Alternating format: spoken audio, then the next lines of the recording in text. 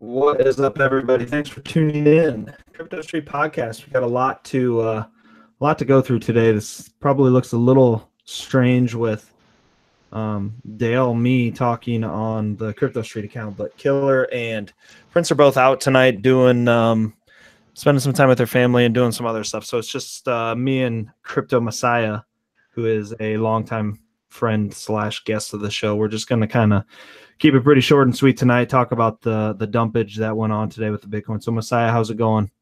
Hey, what's going on, y'all? Um, what's this? Your fourth time being on? I think it's my third, but my memory isn't too great. I think you might Maybe be right. maybe fourth. I think third though, because I think I did two solo, and then I did that one with Bully. Oh, yep, Or that's wait, right. wait, or did I do? I don't know, man. To No, be you did. honest, I Yeah, you just definitely did two solo, and then the 100th episode with Bully. yeah. So So it might be the fourth one. yeah, which is pretty dope.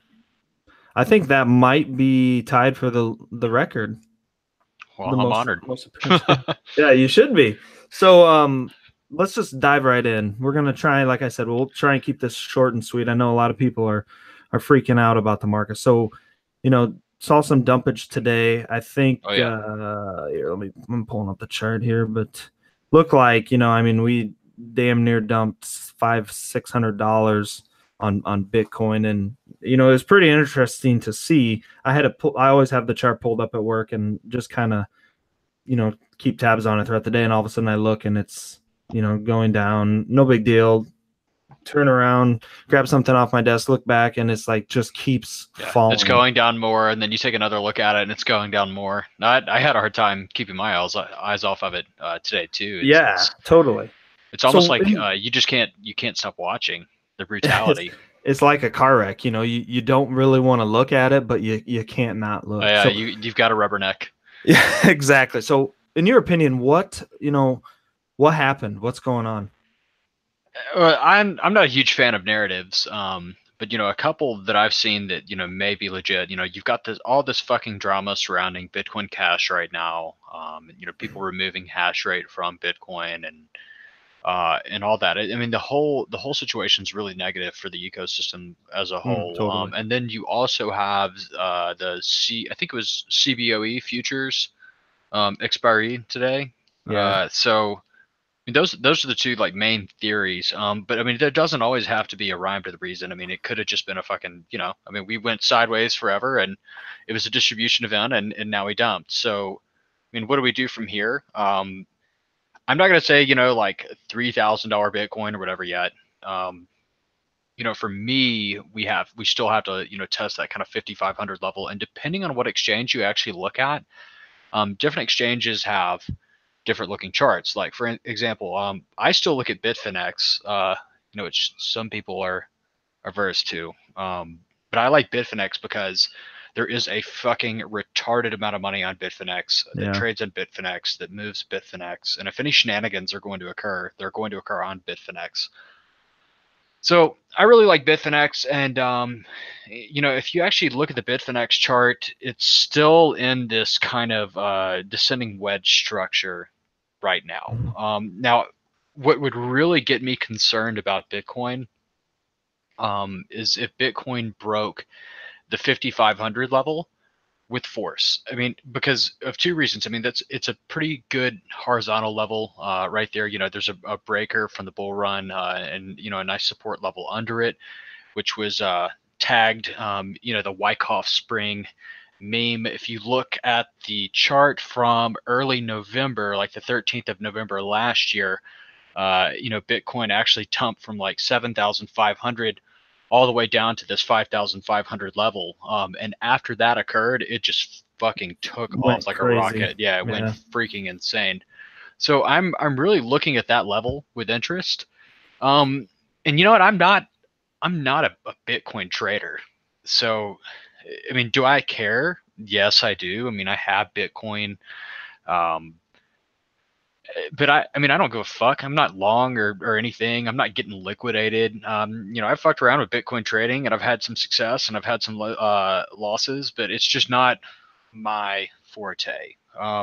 But if I were going to be a Bitcoin trader, that's what I'd be watching. And if you look at other exchanges like Bitstamp, I think the situation looks a lot more dire. But Yeah, it looks Bitstamp pretty is, ugly. yeah, Bitstamp's not as liquid as Bitfinex. And there's no margin on Bitstamp either, which makes things a little different. So I mean, I've never really put a ton of weight on the Bitstamp chart. I think the most important chart to look at is probably Bitfinex, and you know what? To be honest, maybe even Binance now uh, is somewhere Hmm. you'd want to look. I mean, they do a lot of Right. volume on that exchange. So yeah, I mean, it's not over yet, but it's definitely something you want to keep your eyes on, and you definitely want to, and especially if you're holding like spot Bitcoin and like you really do have a lot on the line, like it could affect your life if Bitcoin went down at this point. You definitely want to have a strategy to minimize your exposure, because I mean, if we break that kind of 5,500 level on Bitfinex, some of these other scenarios could come true. I mean, I'm looking here, and the two levels that make a lot of sense are like maybe 4,500 to 4,700, and Hmm. also 3,000 to 3,200. Both look pretty prime. Yeah, and here's the thing for me. Something I want to add on to with the last time when you said we're at the 7,000 and hit broke down to similar range here.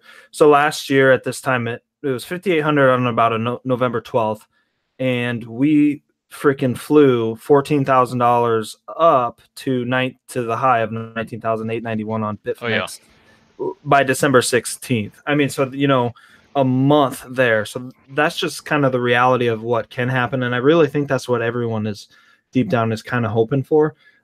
Is that what I think happens? I still feel like to me this dip just confirms the bearish basis that we have. And we just had Flacco on the other day, and he messaged me this morning. I was like, God damn, I feel so good because this is what I called when I was on the podcast. And it's true, he Yeah. did. So, but I still think we might have a little year end rally. And I know, Prince kind of thinks that also. But I agree with you. This range here is pretty important. Um, I kind of had said earlier to some other folks that if we close the daily below 5,800, then I think we might not have that uh, bullish scenario, nice little pump it towards the end of the year. But the more I kind of look at it, I'm kind of at a fork in the road, not really sure which way I'm leaning yet. You Kind of know, waiting to see what's going to play out. one thing that is really interesting is when you see capitulation, you see massive volume. Hmm. And if you actually look at the Bitfinex daily candle, I mean, this is the largest volume on a bearish candle that we've seen since, let's see, in this chart, since April, Yeah. actually. Which is interesting, because we've seen this period of low volatility, and then you see this explosion down. So I mean, sure, the Wyckoff spring is a meme. Everybody laughs at it, makes fun of it, because it's just one of the many hopium scenarios that are being thrown out. But I don't see it as being invalidated just yet, although it's very close to being invalidated. But I don't. Here's the thing: making calls is for or ego-based traders. I don't give a fuck about making any kind of calls. What I do care about is having plans, and that's Yeah. different than making a call, because plans are reactionary, whereas calls are predictive. I have nothing to prove here, so I don't. Either way, I don't care what it does. If it breaks down from this level, am I probably going to sell my spot Bitcoin? Yeah, but that's a plan, not a Absolutely. call. If it breaks up, Hmm. then do I have a level at which I would take profit on the spot Bitcoin? Yeah, probably. I Hmm. might be looking at this 9,500 to 10,000 range. Looks pretty decent to me. But yeah, we are getting to the point where people are going to see their families and they're going to talk about Bitcoin. And yeah, people might not have a lot of credibility left after last year. Is the joke, haha, fuck you. You Yeah. told me to buy Bitcoin. I finally fucking bought it, and I bought $20,000 Bitcoin. So fuck you. But Yeah. Yeah. with that being said, I mean, we are approaching a season of time where people do see their family, and people, that are passionate about this are going to talk about Bitcoin. And I mean, people are going to ask, hey, how's that Bitcoin going? And you're like, ugh, like, did you really have to ask that? Yeah. Like, are you serious? But yeah, I mean, it's not, just have a plan, be reactionary is the best way to look at this. And I think that's really the how you should approach all trading, and not, yeah, it's great to have your targets, and I think a lot of people base their plan on their targets, but you always, in my opinion, need to have a, okay, if target A doesn't get reached and this happens, then what? Because Yeah, what am I going to do? in the heat of the moment, not everybody is always thinking clear, and they're maybe panicking a little bit, thinking it's going to go up, it's going to go up. I deal with like commodities a lot, and it's a little different with trading stocks and crypto than commodities, because we sit behind the computer. Granted, we do work hard, but when farmers are raising their commodities, a lot of times they're doing a lot of manual work, so they could probably be a lot more attached to theirs. But I've noticed the most successful customers that I have that deal with this always have a marketing plan in place, and they Yeah. stick to their plan no matter what happens. Yeah. So while we're on that, let's talk a little bit. Let's really dumb this down for people listening. I know there's still a lot of confusion amongst people, at least that I interact with, on the whole Bitcoin Cash 51% hash that Craig Wright has. What is your opinion on that? Maybe give a very high level overview of what's going on behind that, I guess. So you kind of went out there, but I Oh, think you said give a high level opinion of the whole situation that's kind of yeah. unfolding. Yep. Okay, so basically, Bitcoin Cash is kind of the organization, if you could call it that, has kind of dissolved from the inside. People have realized, but because you've got a bunch of fanatics, that branched off and did this, and their fanaticism, they were once united because they disagreed with Bitcoin, Mm-hmm. for whatever reason. And that, when I say they disagreed with Bitcoin for whatever reason, it might have just been because, hey, like, fuck these guys, we can make Bitcoin Cash and make money. We can dump on them. It doesn't have to be some kind of altruistic, like, reason like that. So these guys, they make Bitcoin Cash, and eventually, the problem is every fucking person that did it has a huge ego. And every Yeah, person that totally. did it, I mean, you've got all these giant egos, which is never a recipe for success. I mean, you have too many chiefs and not enough Indians, Mm-hmm. and so you have people beginning to disagree over the future direction of Bitcoin Cash. So you have two camps, Bitcoin ABC, which wants to follow their plan, and then you have Bitcoin SV, which wants to follow their plan. Now you have Bitcoin SV camp is Calvin Airy, I mean, and Craig Wright and Chain, those guys, and then the Bitcoin ABC camp is Roger Ver, Jihan, those guys. So really, I mean, the big issue here is, in my opinion, Craig Wright is just a massive fucking asshole, and has a sugar daddy, Calvin Airy, who is just rich as fuck, and they're willing to go all in on this. They're willing to really fucking spend a lot of money, and they know how to really fuck over Bitcoin ABC. I mean, the Bitcoin Cash ABC, the whole thing is a huge mess. And like I was saying earlier, it doesn't make anything look good. It doesn't make Bitcoin look good. It doesn't make Bitcoin Cash look good. Especially, all this ego shit, Craig Wright, bragging on Twitter about, we're gonna destroy your chain and you started a war and blah blah. Yeah. I mean, dude, shut up. Like, come on. Like, that's just ridiculous to me. But it is just an ego trip, and eventually it'll be over, in the sense that I doubt both of those chains are going to continue, and I could even see Roger Ver becoming a Bitcoin proponent again. I mean, that's kind of my Really? far out prediction. I don't think he's too far gone, and I do think that he's done enough for Bitcoin to where people wouldn't mind him coming back. I The think. thing I think I could see that happening because he is a strong voice. People that aren't into crypto heavily now, maybe don't necessarily know the past and know the correlation or whatever it is between Bitcoin and Bitcoin Cash, but they see then read that he's the Bitcoin Jesus or whatever they used to call him. So I could totally see him doing that now that you say that. I don't know if it happened. Maybe his pride would get in the way and he could think, oh, fuck that. I'm not going to go back to those crazy Bitcoin lunatics. And I do think his argument of Bitcoin Cash is so much faster than Bitcoin. At the time, I think the Bitcoin chain was severely overloaded and It people were was. buying it. So, compared the volume of Bitcoin to Bitcoin Cash, of course, the Bitcoin Cash is going to be that much faster. I mean, the volume wasn't even a tenth of what Bitcoin was, I believe. So of course it's going to slow things down. So that whole argument, I mean, I get it. He's believes in Bitcoin Cash. Supposedly says he sold all his Bitcoin for Bitcoin Cash. Why wouldn't he be the loudest voice for it? I get that, but I don't. The whole thing, like you said, with ABC versus VS or whatever, it's bad. It's a black eye for crypto. It's a black eye for everything as a whole. And Craig Wright just continually makes himself look like a huge ass. Sorry, Craig.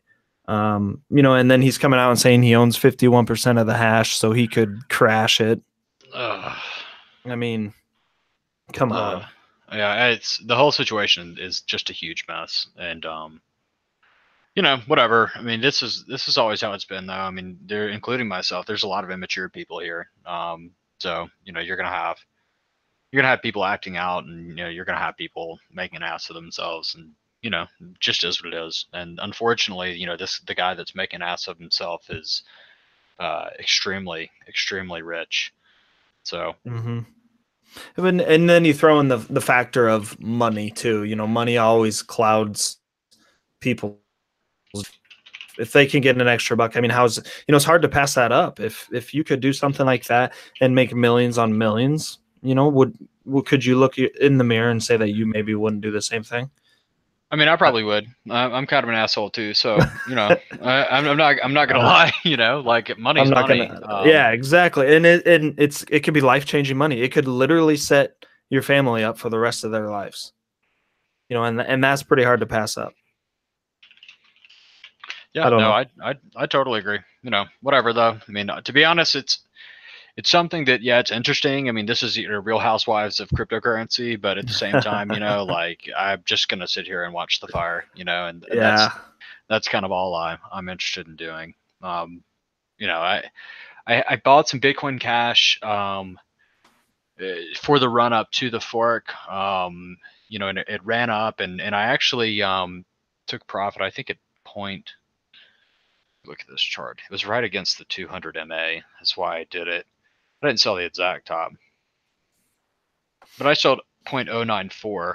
It's funny. The only reason I sold right there though is I just had a little Bitcoin Cash that I bought to play it, and I had to pay some developer bills for some projects that I have going on. So I liquidated it because of Nice. that. Yeah, it just Worked happened out to. perfect. Yeah, it worked out perfect though. But it was funny. I actually thought that we were really going to see some rage bumping right here, and we still might after Hmm. all of this plays out. Is that fork tomorrow? But it's gotten ugly. It's on the 15th, man. And you know what? I think there might be a countdown or something. Hold on just a second. Yeah. So we're recording on the 14th. So when I say tomorrow, it'd actually be today when this comes out. Let's see. I think there's a countdown. Fork. All right, let's see. Maybe cash, coin.dance. Okay, so it looks like we've got about 13 hours left.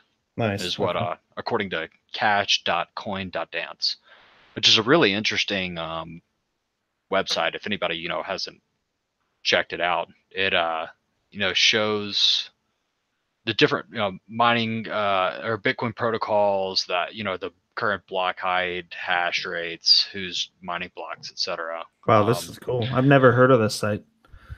Yeah, it's Coin, pretty cool. it's cash.coin.dance. Yeah, and they actually they do it for Bitcoin too, so it's cool there as well.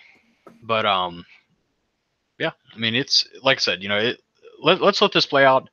One thing I am seeing is a lot of high cap altcoins are dumping, which is no surprise to me. I've laughed at the high cap investors for a while, just because still you look at things with absurd valuations.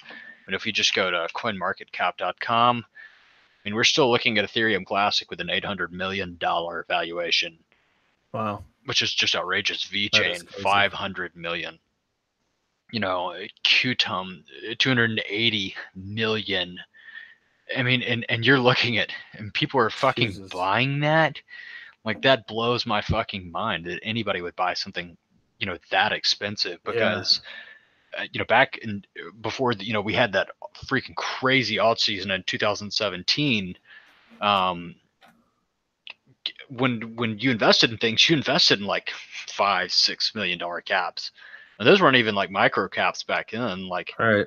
I mean, the big ass projects were $80 million cap, $100 million cap. But if you look at CoinMarketCap, those are the projects that really, really, really bled today. And as you go down the list, sure, you're seeing some other bleeders as well. But if a lot of the microcaps kind of held their own versus their underlying assets, but they took the hit that the underlying asset did, and that's how they were depreciated today, which is interesting. So we'll see what happens with all of this stuff. I mean, it's being exposed to this sector is dangerous. And it's, if Bitcoin goes to 3,000, things definitely could get uglier. And if you look at a lot of these large caps, they haven't even fully retraced yet, which is very, very, it's terrifying to me. And can you imagine, like, for instance, let's see something that's like just totally nasty. Let's look at I think Cardano, or however you say it, is a really, really good one to look at. So this one's actually gone down a good bit. And it's actually, it might even make a higher low here. But I mean, the low for this was 617 Satoshi, which is still another 50% loss from where it is, right. which is, I mean, that's pretty scary to me. And then you have others, shit like VeChain. I can't even find this one anymore. VECH. Okay, here we go. VeChain against Bitcoin. So our low on Binance was, in August, we hit 101, so 145. So yeah, you could still lose some fucking money on that. These are high caps, they're still, they're still downtrending hard. And you really want to identify accumulation patterns. You want to look for projects that are going sideways. And not just sideways, like, oh, we're going sideways and we're dead, but you want to see signs of buying. You want to see volume spikes. You want to see this accumulation. You want to see a spring on the project. You want to see a big fucking wick down. You want to see somebody capitulating and then it rebounding quickly. That's what you want to look for right now if you have to be exposed to the altcoin sector at all. I mean, I do. I mean, I'm trying to, I want to find gems, and I want to get multiples and keep rotating. And a lot of the coins that have Ethereum base pairs have been performing pretty well. Yeah, they have, which is interesting. So yeah, and I will say, and I'll probably catch a lot of shit for this, but it was so just kind of consolidated and went sideways for so long. I'm talking about Bitcoin here, that it was kind of nice to see some volatility today. Yeah, it's good to see anything. It's like, oh, it's alive, Yeah, like, exactly. Like, oh, here we go. It's actually happening. So that was kind of nice, as shitty as it is to say that. But how shitty would it be to just watch it go fucking sideways again for like 2 more months? But at this level, I mean, how miserable will that be? Yeah, and eventually it was going to make some sort of move. It's going to do So something. Yeah. yeah, and I still, I'm still long term pretty bullish on Bitcoin. Yeah, me So too. you almost feel like there was, and Rick was saying this earlier today, and him and I were talking that it still seems, well, I think it was in your group, Messiah, that it still seems like there's still too many happy slash bullish people. Yeah. Um, There's definitely a lot of bulls still. But the question is, I mean, are they really bullish, or are they just buying into their own disillusionment at this point? yeah, Because I'm bullish in the sense that I'm a long-term player and I can survive a drawdown because I've already extracted enough to be, I've got more than I ever thought I would at this age. hmm So, I mean, if Bitcoin does anything, or Ethereum or whatever, I mean, that's fantastic. But at the same time, you like in my profile, I had to always be capitulating. People don't understand what it means to dump, and people need to understand when to dump. Like I'm watching Ethereum right now. Um, we're looking at Ethereum on Bitfinex. It's 181 bucks. Okay, the low on Bitfinex is like $167. So I'm not going to be bearish on Ethereum until we make a new low here. I mean, we right, had massive, massive volume down on Ethereum USD and Bitfinex today and didn't make a new low. So you've got a higher low with higher volume. You know, that that's bullish totally, actually. But it doesn't mean that it won't keep going down. And that's the thing, people don't understand is Ethereum, anything that is very liquid versus Bitcoin is going to suffer Bitcoin's fate. So Hmm. if Bitcoin tanks, it's going to drag Ethereum with it.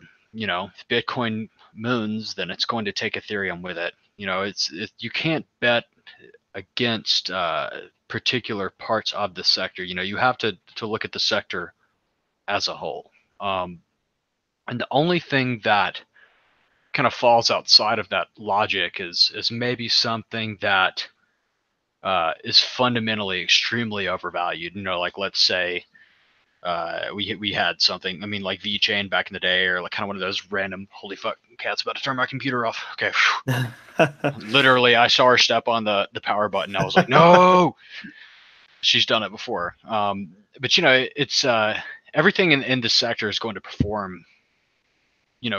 Kind of as a whole, and a really right. interesting follow. I don't know if you follow him or not.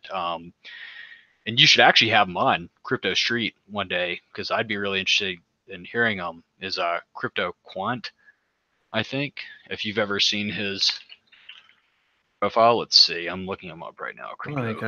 Sounds familiar. Crypto QF. It's Crypto Quantamental, and he's got a quant model that he follows that measures and gauges relative market performance. So Wow. his whole spiel is, he wants to look for things that are going to outperform the market. Now, outperforming the market doesn't always mean like I'm making money, but sometimes it means I'm losing less money than my index. I'm losing less money than the majority of other things. Sure. And when everything else is going up, I'm making more money than kind of the average, the core hmm of the market. Really interesting follow though, and really interesting trading model. He's got some new strategies that are pretty cool, and he provides a Google spreadsheet, that he Wow. updates frequently with his quant models. So I'll it's have to something I check it out. check out. He scores coins and stuff. It's really interesting. But he's like me, but even more extreme. He's always rotating his positions. He'll rotate positions after like 30%, but he might be in a ton of shit. I mean, a ton of shit. Yeah, check him out. I mean, it's really interesting, and I think he's got a good take on all of this. He's one of the better guys around here. Good, yeah. So to everyone check Yeah, him out. I'm pretty sure I follow him already, but yeah, I'll have to double probably do. check that. He's gotten more popular recently. All right. Anything else? Like I said at the beginning, we're gonna kind of keep this short tonight. We just wanted to touch on the marketplace today, and then the Bitcoin Cash fiasco, so to say. So, Masai, you got anything else you want to add? I'll just close, with a quick summary. Have a plan. Don't predict, react. Um, and don't. I mean, this is glorified gambling Yeah. almost, especially if you're fucking around with shitcoins. You don't invest more than you can lose. You don't want to put yourself in a bind. You want to get yourself in a position. Yep. And be careful about what you're buying. I see one of the most fatal mistakes is to buy something that's over shilled. So if you see something that everybody's buzzing about on Twitter, it's already too It's late. too late. You missed the train. So look for And things that people are quiet on. yeah, and to add to that is, this is one of my biggest problems, and I still am constantly battling myself with this, is there's going to be a different thing that's going to pump. You can almost guarantee that. So fuck, dude. Yeah, look at CoinMarketCap, man. Yeah. There's 1,000 coins. Why do you have to be in the one that everyone's talking about? Go choose something else. Yep.